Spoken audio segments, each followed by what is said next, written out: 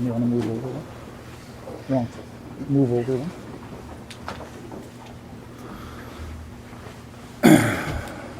Okay, is everybody ready from media side? All right, good morning. My name is Mark Arcand. I'm the Tribal Chief of the Saskatoon Tribal Council. M-A-R-K-A-R-C-A-N-D. Bryn, our communications guy, has the speaker's name, so he'll send it out to you for correct spelling and everything else. We are gathered here today on Treaty 6 territory in the city of Saskatoon to address a serious incident that happened Friday at the RUH hospital in Saskatoon. We're all aware of the situation that occurred. Another First Nations man has lost his life in a healthcare facility in the city of Saskatoon. This man, his name was Trevor Dubois. He was a Muscoda First Nations member, proud to be from Muscoda First Nation. He was 36 years old. There's rumors out there of his identity. He's proud to say him and his family have now regained their status of being members and proud members of the Muscoda First Nation. Today we have their family with us. We have the chief, we have some councillors, and we have a gallery of family that are here with grave concerns about what happened to their family member. We've seen a report from SHA come out, and why we call this press conference for the family is to ask some hard questions. Some of these questions refer to zero communication from SHA, the Saskatoon Police Service, on exactly what happened to Trevor. There's a couple disrespectful things that I have to address publicly. That's being what I feel we're being blindsided as a family in regards to the Saskatoon Police Service. Within the last hour, there's been a media statement that was sent out that had zero communication with the family. That is unacceptable, because now we have to address it here today with not knowing what happened since Friday. Today is Monday morning, 3 days later, 4 days later, and still no answers as to what happened. Some of those situations will be addressed today by the family to the best of their ability on the facts of what they know moving forward. I am happy to say on Friday afternoon, I made a call to CEO Andrew Will and his staff to come and meet directly with the family in regards to this serious situation, which the family appreciated to have the CEO of SAHA come and talk to the family directly. There are concerns that we've always addressed as First Nations organizations about our people being mistreated in healthcare facilities. We have to address the systemic racism that keeps happening to First Nations people. The worst case scenario happened to Trevor and his family. He lost his life.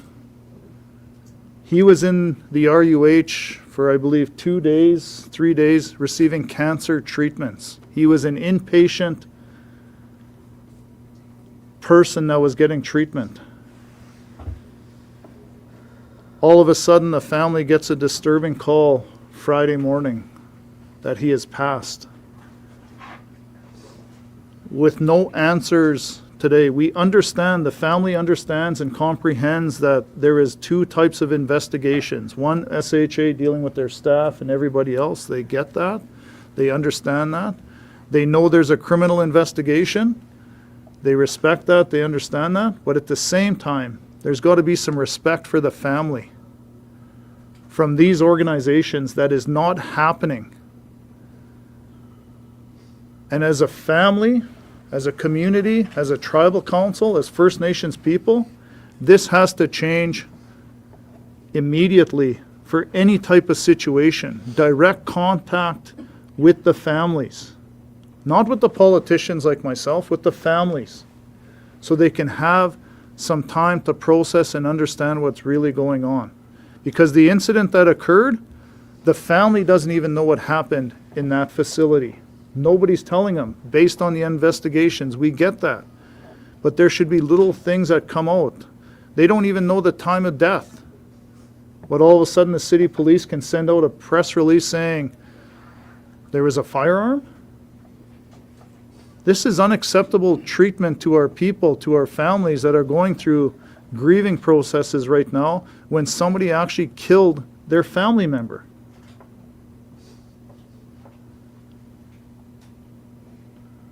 The provincial government and the NDP as the leader of the opposition have to start immediately and stopping politics from getting involved. There was a post of NDP saying we've got to keep the staff safe of the hospitals and the unions and everything else like that.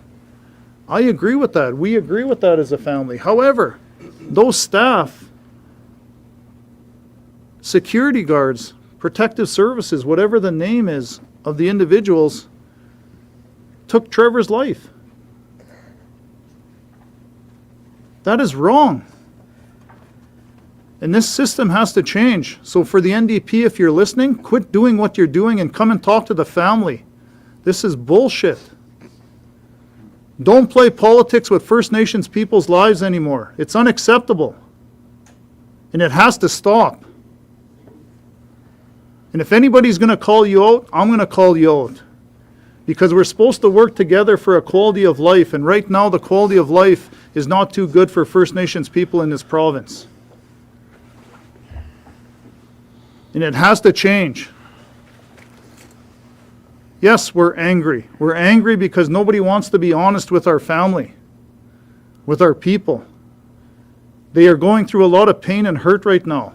They will tell you the story. They were there Thursday visiting their son and their brother, and then all of a sudden he ends up dead, deceased, with no answers. This has happened time and time again in our province. And we know things have to change.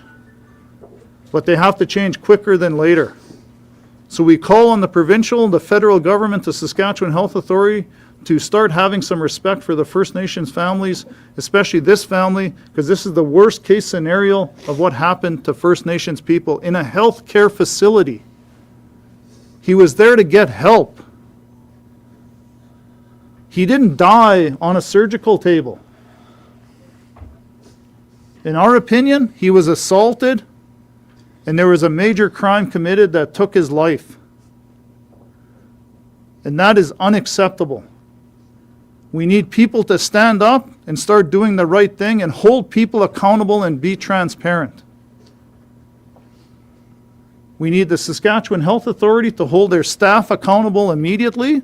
I'm calling for, on behalf of the family, to have these individuals fired, going through your process immediately, and held by the police service to the highest standard of criminal charges. It's a must. Somebody lost their life. And people are suffering because they don't know why. So for us, this is serious. This is important. This is part of a healing journey, but we have to have some accountability. We have to have some transparency. We know there's investigations. We get that. We understand that, but tell us something. Tell us things that are going to help the family. They have to bury a loved one in the next few days with no answers. And that is not right. So I'm going to turn it over to the next of kin for Trevor, which is his brother, and he'll say something. So we'll switch his sponsor, brother. Hi, my name is Arcand Dubois. I'm Trevor's older brother by 16 months. I had two things I want to do today. One is first and most important. I came here today to tell everyone what kind of person Trevor was, what kind of person was taken away from us. Everyone who knows Trevor knows that he's such the kindest person, has such a heart of gold.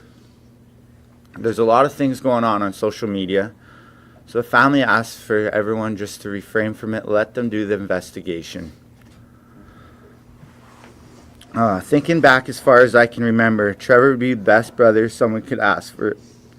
Growing up, I got to see how he takes care of random people, and I was always making sure everyone around him is good and comfortable.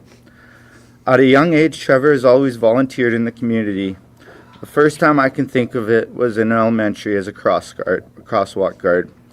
He developed a sense of humor at a young age that will be missed by everyone from prior teachers, coworkers, community members, friends, and family, as well as many others that I can't think of. The amount of support for my brother just goes to show what kind of person was taken away from us. My brother didn't have a malicious bone in his body, as thousands of people that know him would agree. Growing up, Trevor was involved in many sports and extracurricular activities that transitioned into a bigger role in the community, such as sitting on multiple boards, student president, university, leading to career and social work. Find empathy in your hearts to ask for change. If you see any interaction happening in a hospital with police, security guards, or anyone else, take a second, pull out your phone, peacefully record it. Everyone has that right. We ask for security training that will de-escalate without violence and abuse. All Saskatchewan hospital security should have or should be able to prevent violence, calm situations, call police, get help, rather than attacking, hurting, or killing people like my brother who are there for help or may have underlying sickness or be vulnerable. Indigenous people who die in Saskatchewan hospitals, jails, or on the streets in situations like this often have to be seen as respectable, wealthy, or prominent for their deaths to be cared about at all. Where's the answers for the average family like mine who are now without my brother Trevor? When you think of situations like this or hear of this case, ask yourself, how can this be prevented? When is enough enough? Why couldn't this be stopped before my brother died? I must say this, no security should have the right to kill or murder anyone. They should have to call the police if situations like this are beyond their control. I sit here, I ask myself, what happened to the point where there's no remorse from the security company to my family? Not even a sorry. I personally feel bad that whoever did this has to live with their actions forever and ever. To myself, Protective Services, the company hired to keep people safe at Royal University Hospital, failed to do this with their commitment to training and proper de-escalation techniques, or lack thereof, on this fateful morning of January 9th, resulting in the death of my brother. To say the situation could have been prevented by a dozen other ways would be an understatement. Not sure what else to say at this time. That's okay. That's good. There's a lot of things I left out, but... Okay, awesome. So the other thing we're going to talk about is I'm going to ask the niece of Trevor to actually come and say a few words, especially about a situation that SPS sent out this morning in regards to the firearm. We want to be very clear on the facts of that day in regards to whether it was a real gun or a fake gun. You're going to hear exactly what that was from, Jaden. So I'll turn it over to Jaden. I'm the niece and godchild of Trevor Dubois. To speak on behalf of my grandma and to bring up what we learned about less than an hour ago from a report posted online. As I was told, and I've seen it as well, the imitation gun that was claimed to be found by the Saskatoon police was a cigarette holder and lighter, and it was pink and bright pink and bright yellow, which if you knew Trevor, you know that that's the type of stuff he was interested in, you know. He had a very strong and loud personality. If you didn't know him personally, you knew of him. He was like a local celebrity.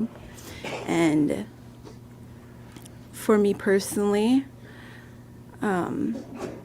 he was my biggest inspiration. I looked up to him. I wanted to become just like him and advocate for others. And I know that what has happened and taken place here since his passing, if it was anyone else, I know, knowing Trevor, he would be the loudest advocate and have the loudest voice, because he just wanted to help people, and he wanted to help those who are less fortunate, because he knew how important it was. And since we've learned of his passing, it feels like my family has been left in the dark, and the agencies that are supposed to be there to help us during a difficult time like this feels like they're working against us.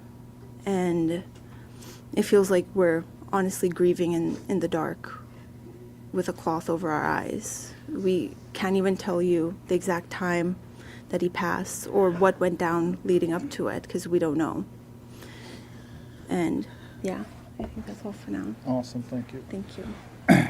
So when we talk about this situation, the narrative behind this gun, or whatever you want to call it, this firearm, Trevor and Val went outside the hospital and had a smoke. That gun, it looks like a gun, but it's an actual lighter. It's a lighter. It's bright pink, yellow, green is what we've been told. She knows clearly what was there, because you basically pull the lever back on the top and then cigarettes pop out. Then you pull the trigger and the flame comes out. So we're assuming, because nobody has told the family, this is what their only understanding of a firearm is. Okay? So this is Thursday. So Monday we hear about this, and that's what I mean. Nobody's told the family anything. But we want to be clear to the public, to everyone, to SHA, to the provincial federal government, to the Saskatoon Police Service.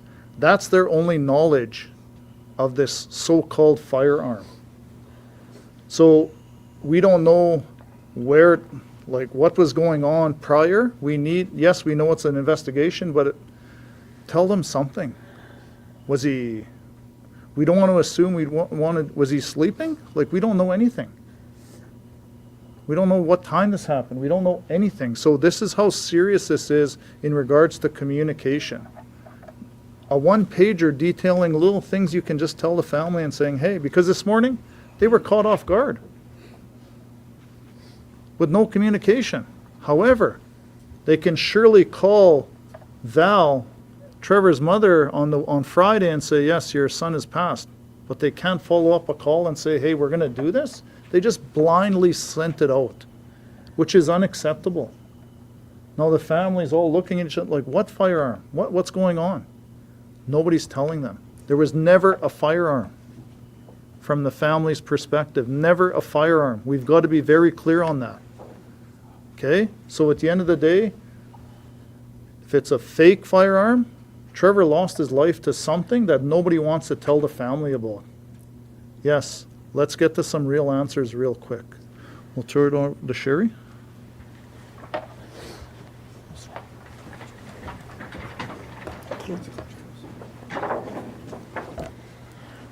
Good morning. My name is Sherry McLennan. I am the Métis Nation Area Director in Prince Albert. I have known the family since we were young. Val and I grew up 2 houses away from each other. Trevor was the first one that came to work for me doing his practicum at my office when I first got elected 3 terms ago. He went above and beyond the call of duty for myself, for all the locals, for the community members, for all the boards he sat on. We know Trevor as being flamboyant and, you know, loved pink. And on my way here, I looked at the sky and I said, Trev, give me a sign that you're listening to us today, because this day is about you and we're going to remember you. The sky was pink, and that was his favorite color. He wanted to stand out, and I'd always tell him, hey, you're more shiny than me. Quit it. So we want to remember Trevor the way he was. He was not in any way a threat. He was a loving person who had a big heart. He grew up Métis, but took his First Nations status in the last while. And he'd come to me first before he took it, because he felt like he was being a traitor to me. I can't vote for you anymore, Sherry. And I'm like, not a problem. Don't worry about it. You got to worry about yourself, right? And your family, and take care of whatever. And Trevor worked in the north.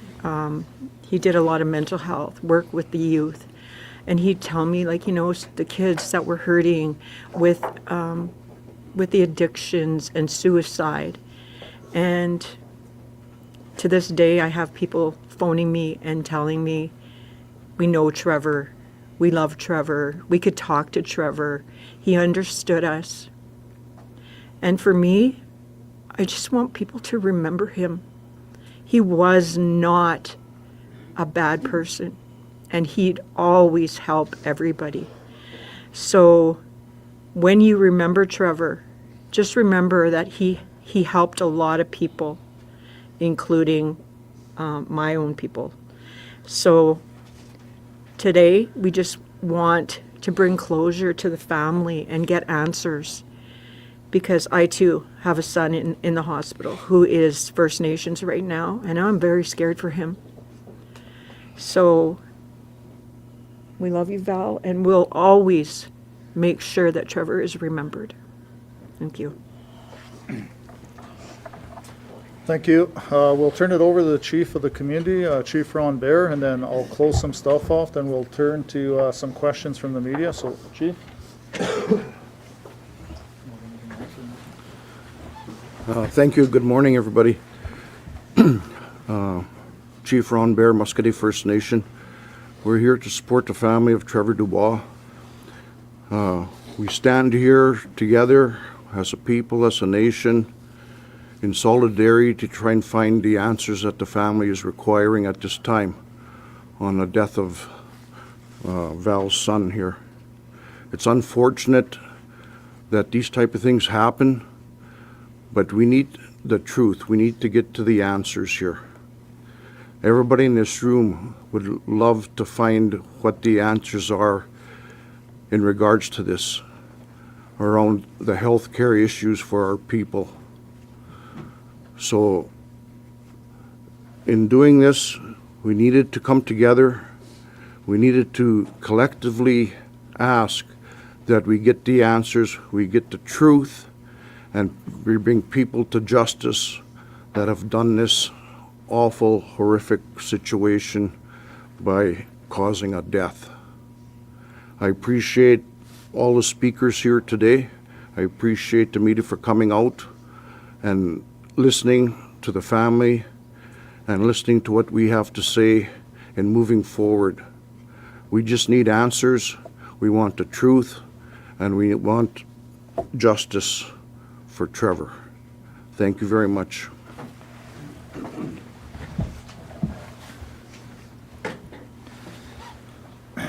Say anything? Are you strong enough? Are you strong enough? Okay.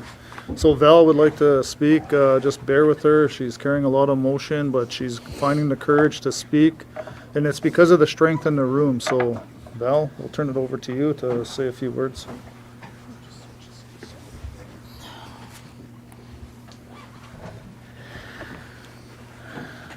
so hard to describe Trevor. He was special. It's very special to me. He told me I could.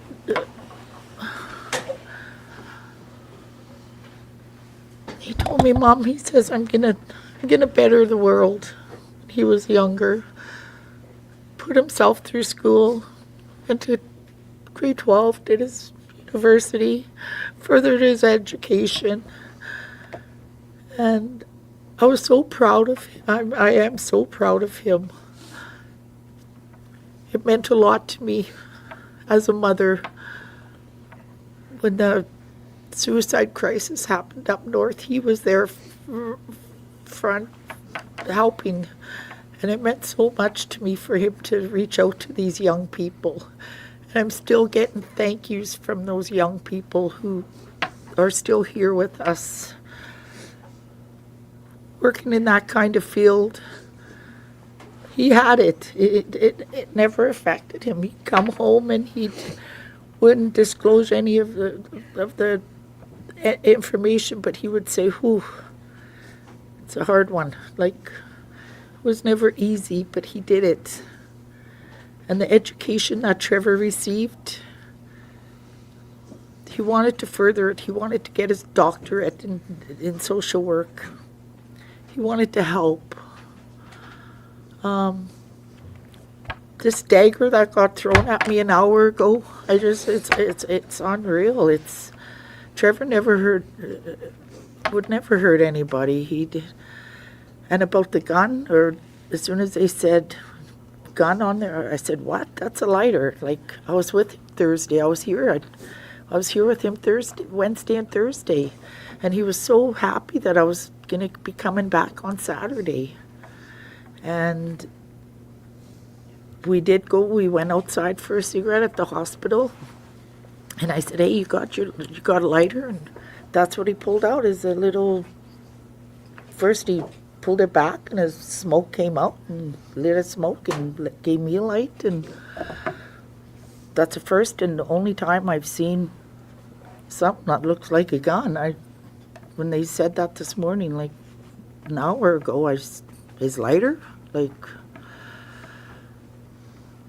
I just want to say thank you to everybody around the table, around the room, around the city, thank you so much for hearing me out.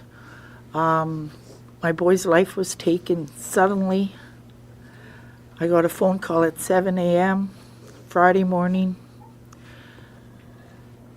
It's at my work in Prince Albert.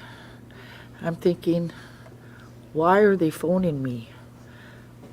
His brother's name is for the, next of kin, emergency contact. He lives 4 blocks away from the university hospital. But I phoned his brother, and we were in Saskatoon. On the way to Saskatoon, I get to Osler. I get a phone call from Saskatchewan, from the city police here, and it's a major crimes investigation. That's all I knew till I got to the hospital. I get to the hospital, and they did, eventually, hours later, they did let me see my boy before they took him away. But I just want answers. I just want, how did this happen? We left the hospital 8 p.m. Thursday night. I get a phone call 7 a.m. Friday morning. In that timeline, I have no answers. I just want to know what happened. What time of death, what time did he pass? How did he pass? Where did he pass? And why? Why did it have to escalate to death? I'm a qualified security guard. We do not hurt people, period. Trevor was at the hospital to get help. He was scared to take these chemos. Thursday, Not a fighter. He doesn't hurt people. He's never Exactly. had a weapon in his life. Thursday he asked me a question that a mother couldn't answer. I said, he asked me about the chemo. He says, Mom, when am I going to lose my hair? Trevor, I said, I don't know. I said, it depends what medicine they have you on, for one, and the amount that they're giving you. So further in getting back to after I lost my boy, I was left in the dark. They told me, we'll get back to you, we'll keep you in contact, and I haven't heard anything from Saskatoon City Police. I haven't heard anything from Saskatchewan Health Authority since I got that call from them Friday morning. So I'd like to take this time to address that. Yeah, all I'm asking for is some answers and changes. Like, we need to help our people. We need to. This can't be happening. And I feel like we need to work together. I don't even know how to word this. We need to come together as a community. Yes. We need to stop this from ever happening again. We need to have systems in place. We need to have barriers. We need to have maybe more phone calls to the police, maybe higher trained security guards. There's got to be something else. There's hundreds of other options out there that could have de-escalated or could have sedated or could have. So going forward, I'd like to just take this time to thank everybody, Mark Arcand, the chief, my siblings, my family, my co-workers, everybody that came together today to hear our plea for help, for understanding, for responsibility. Like, who did what happened? I just want to know. They took my baby. He'll always be special to me, and he touched so many people's hearts. Thank you.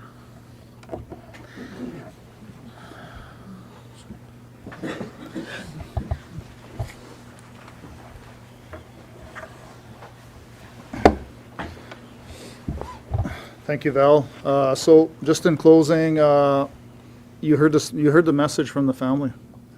They want change. They don't want anything to happen to anybody else, whether it's a minor or a major situation like they're going through right now. That's what we all want. In this province, we see a lot of negative impacts in the healthcare system. And we all know this as First Nations people. Our people are afraid. We're afraid of colonial institutions because it's always the First Nations people that are being harmed and hurt.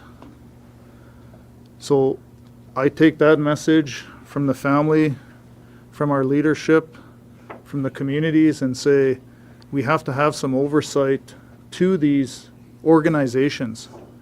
Because I'll give you guys an example to the media that's here. We don't know how many people were in that room with Trevor. We don't know. We don't know any. However, only one side of the story is going to be told, and that's the. Trevor cannot speak on his behalf because he's deceased. So it feels like it's a one-sided affair because nobody knows. There's no cameras in that room. There was no nothing. We don't even know if it started in we don't know anything. If it started in a hall, we don't know anything. This is what people have to let the investigation go through, as you heard everybody talk about. But the family could know a little bit of something. It happened was it one-on-one? Was it five? We don't know any of that. This is a security team inside of the facility that we know have been suspended. They've been put on pay. Okay, that's great. We follow the systems. We acknowledge that.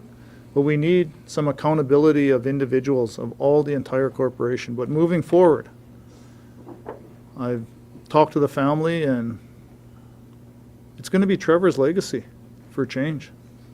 If there's any type of positiveness that comes out of this really terrible situation, his legacy is going to change this system. his legacy is going to be better for First Nations people, where you heard the family talk about he's always helped people. And he's still going to continue helping people in the spirit world. He's still going to be on that journey. But we have a responsibility as family, as mothers, fathers, aunties, uncles, to help change the system. So we call on all levels of organizations to start listening and adhering to the calls to change for all people in this province, because it just seems to be escalating and nobody wants to be held accountable, and it's unacceptable. So that oversight is very, very important, whatever that may look like. Could be lawyers, could be whatever it is, could be organizations, it doesn't matter. We'll get to that point. But on behalf of the family, we want to thank you, but most importantly, let's respect them for the next week or so here, a few days. They have a tough thing to do with Trevor, is they got to lay him to rest. So if anybody wants to speak to media, just come through our office right now, because we're going to let the family just take care of something very important to them. And we ask people that are posting things on social media, don't post things unless you know the truth, because that causes confusion. And if you knew Trevor, the family will tell you that's not who he was. This is what it was. This is who he is. So just please respect that. And, there will be times we gather again, because we have to let the investigation continue. But we all need support of the public to actually have change for all people, especially First Nations people. So with that, we'll turn it over to questions and just any feedback. Hi, I'm Rachel with APTN. I just want to start by saying I'm so sorry for your loss. So you already said that the employee was suspended. Is there something else that you all are hoping for? An apology, policy change? What is kind of the focus of any outcome, I guess, you guys would like to see? Change would be nice. So I talked to a lot of people about this, and kind of the message we want to send is there's other ways this could have been dealt with. There's other things that could have been in place. There's other safeguards that could have been set up prior or even now after. Accepting responsibility, saying, hey, maybe this security guard wasn't trained properly. Maybe the situation got out of hand, but we are responsible. We're sorry for it. Maybe a phone call would be nice. A message from the hospital saying, hey, this got out of hand. We were there for something else, and this totally escalated and resulting in the death of your son, Val. Something like that, I guess, would be. And to be in a really, on a devastating issue, I'll just say the positive note is when the family reached out to me, and thank you, Sherry, for doing that, I made a call to Andrew Will, the CEO. It's very rare the CEO of SAHA will go to a family and meet with them, and the family had a good couple hours with the CEO and some of his staff, and really, he's concerned. If I can speak on his behalf, he wants change, because you have to remember, it was the staff that did this horrible thing. It wasn't the CEO, it wasn't, so he has the ability, along with the province, to change the system. That's what the family's calling for, is change the system, so it improves the quality of life. And he's got a tough job to do, but for him to have the courage to come and sit with the family and have all those tough questions thrown at him, I know for a fact Val and Ryan and the rest of the family, they appreciated seeing the top level official come and meet the family. And that was because the situation was wrong. We lost a life, and that's not right, so we hope that helps. If that fake gun, that lighter, was a fake gun and a lighter, why do you think the authorities would put out that it was a firearm? We don't know. That's the question. Because for me, I've been in this political role for a long time. We want facts. Is it a firearm? Right? A firearm is something that actually is real bullets, real gun, everything. There's replicas out there. But you can hear from the mother that when they went for a smoke, describing it, everything. So the question is, where was that potential firearm? Right? Was it in his bag?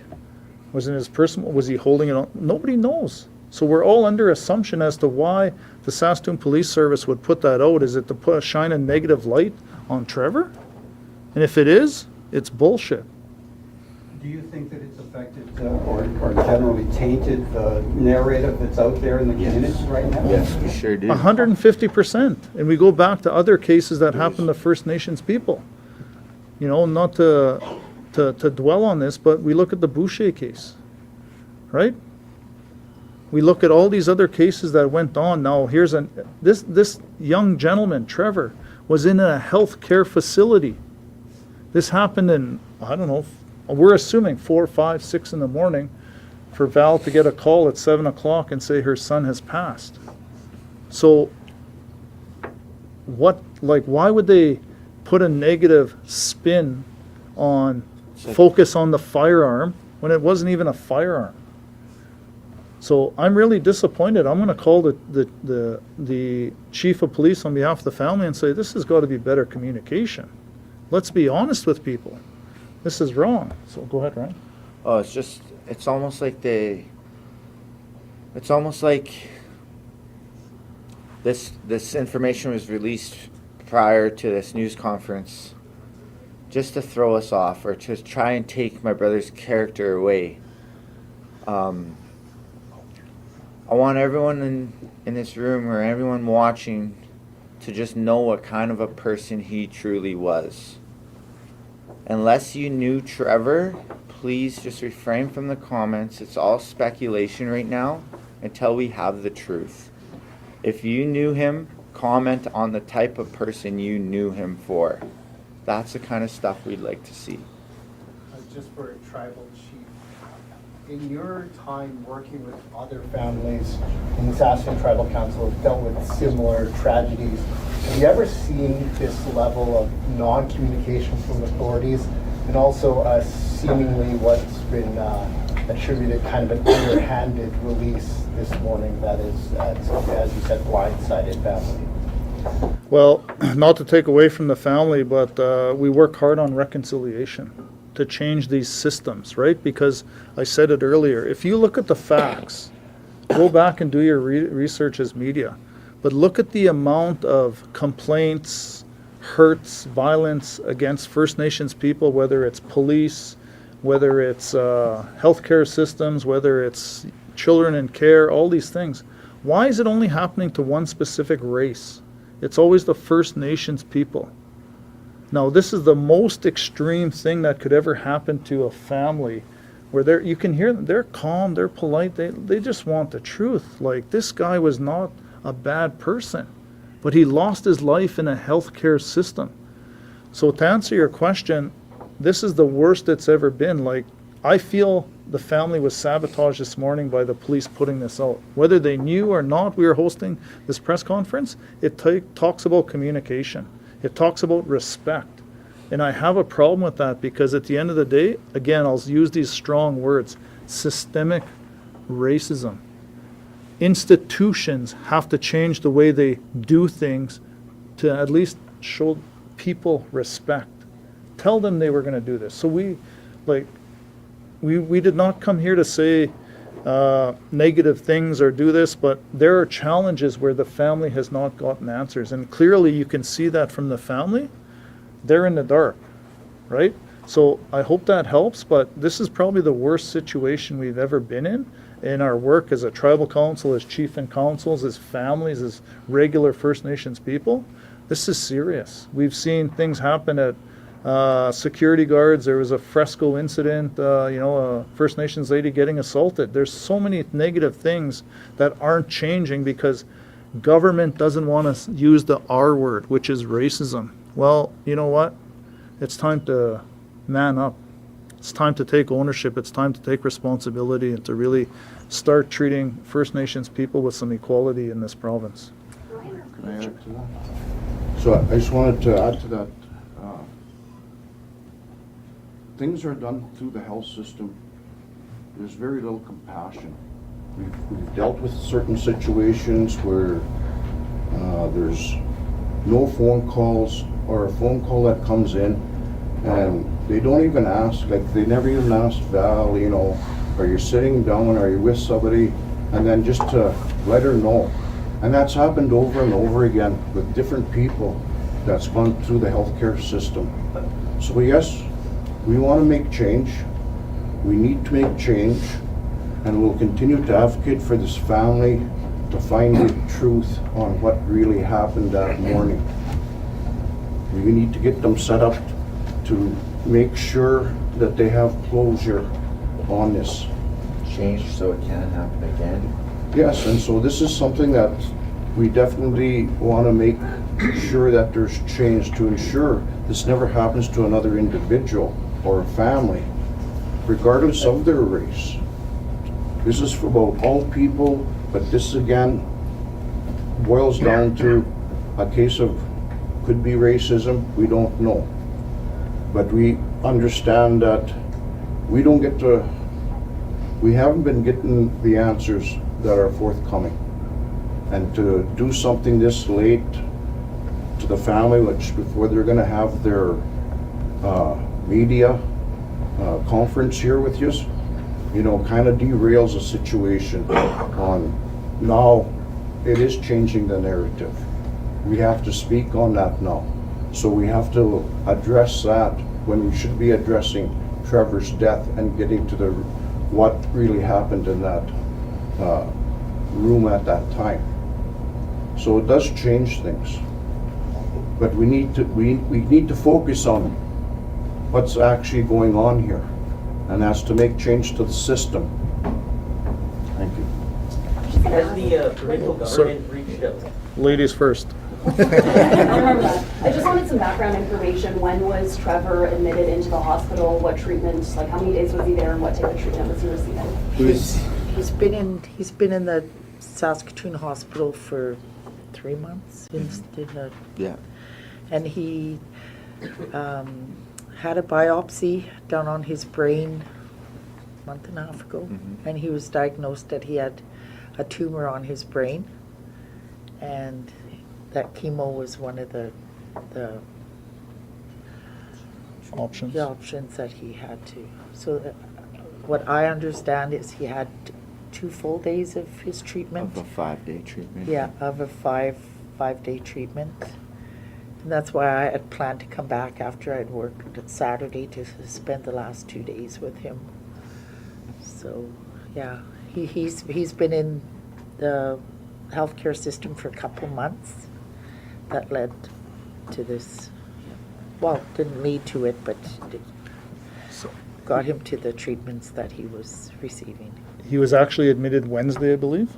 Monday. On Monday, so he was in there since Monday, and this happened on Friday. So he is inpatient cancer treatments for 5 treatments. Yeah. But the months, it was just like ongoing, like In and out, yeah. But he was actually staying in the hospital since Monday. Yeah. Right? So hopefully that helps. He lived here, Saskatoon at the time. but he's Yeah. From the Prince state, Albert. or he was a member Grew of up, born and raised in Prince Albert. We're a member of Muscadet. Where was he living, Saskatoon or PA? Saskatoon. He was living in Saskatoon. Is there anything planned for Muscadet? Any kind of ceremony or gathering? Yeah, we'll leave Yeah. that to the family, Yeah. yeah. So we'll leave that to the family. Sorry, you had a question over here? New question. I'm wondering if so if he was in the hospital since Monday, he was kind of known to the staff then, right? Yeah. There were no yes. incidents before No, that. Like, he come and go as he wants, goes out for smokes, does like, he's fine. I just had lunch with him the day before. My mom and we went and woke him up in his room, brought him down, or I didn't bring him down. He ran down. He's not in a wheelchair. He's fine. When we went down, had lunch, we were joking around. I was telling him, don't let chemo lose your strength, bro. Keep strong, be strong. Don't get weak on me now. And he's like, don't worry, man, I got this. And when we went down, had lunch, I was like, make sure you keep eating. Make sure you don't lose your appetite. Don't get weak. And he goes, yeah, just watch. And sure enough, he beat me. Like, we had the same thing for lunch. We had clubhouses, and he finished his first. He's like, gotcha, bro. I'll be waiting outside when you're done. He went outside for a cigarette. So to answer your question, there was no hospital incidents that the family aware of, like he wasn't vulgar, there was 0 incidents leading up to this that the family is aware, that the SHA never reported back to the family, if that's what you're asking, Yeah, right? and as Val said, he was using the lighter and Yeah. frequently, like, yeah. So they go outside for a smoke, right? But this is very key, what I call, I haven't seen the lighter even. Like, I don't know when he had it, or so I haven't seen it even, and I was there the day prior. so in my opinion, Val has key evidence as to color, the style, what it did and Size. everything, size. It's similar Seen to him pull it a back phone and book, right? the So smoke. it's alarming, right? It's very alarming, and we can't assume. We just gotta let the facts play out, but police should have come to Val and the family. And has the provincial government been in contact with any family, the I health haven't ministry? had, or I health haven't had administrator? any call from any police officer, any hospital worker, anybody since Friday morning at 7 a.m. Besides me bringing in Exactly. Andrew to do Yeah. that, so To at the end of the meeting, day, but that was it. I So will when I be, left the hospital Friday, time did we leave there? 7, 8 7, o'clock, 8. yeah. I was there for 10 hours. I left with no answers, with my baby gone. That's it. so just so people are aware, I will be reaching out to ministers to see after funeral services are conducted in the community, that kind of stuff. They're working on that stuff, to actually come and meet with the family. It's important. They need to know the family's concerns, so maybe their concerns can actually help the ministers and everybody else get change quicker for the benefit of all people. So. You know what helped a lot would be admitting that something happened, something went wrong in that room, something that maybe they're untrained to deal with. Just admitting that that wasn't supposed to happen, maybe. That other families would never have to worry about hospitals being unsafe, because that kind of stuff doesn't happen in hospitals. Like, you go there to get better, not to leave on a stretcher. So we'll take 2 more questions. Okay. You mentioned earlier that the police were trying to throw you off with this release, because included in that release is they found Yes. drugs and meth and paraphernalia. Yeah. So what I'm thinking is they're just trying to tear apart my brother's character. They want to justify the actions for the security guards to try and make it seem like, oh, well, it was part of the fight. It was part of the battle. There's nothing that there isn't anything that should have led up to the death of my brother. There should be things in place, people to call. Why weren't the police called? Hey, we seen a gun in someone's room. You might want to come over here. Stuff like that. So I'm just thinking that maybe it's to get the public to look at him as a different person than he actually was. I'm not sure why they did that. But I just want everyone to know my brother was such a hearted person. He would help anyone, as he has thousands of times over and over again. Yeah. Okay. Last question, anybody? Do we have any other details on the security guard who's been suspended? Nothing? We're just told he was left with pay. No, there's been some speculation online about his race. Do we have any? No, we don't know. Oh, nothing. No, we weren't told anything from SHA about anything at all. So, okay. All right, so if anything else, like, just let the family have some grieving time here in the next week or so, right? Because they've got a tough ceremony to go through, and it's going to be hard on a lot of people because Trevor was well respected in the community. He was well known, and at the end of the day, we're going to miss him deeply and greatly, but he's going to create a legacy of change. If there's a shining light that one of the family members used, it's a shining light to actually change the system. And we're all dedicated to make sure that his legacy will live on about changing this system And so this doesn't happen to anybody else in any type of situation. But thank you for all joining us today, and on behalf of the family, we hope everyone's being safe. So thank you very much. Thank you. Awesome. So we'll just go back to this door again.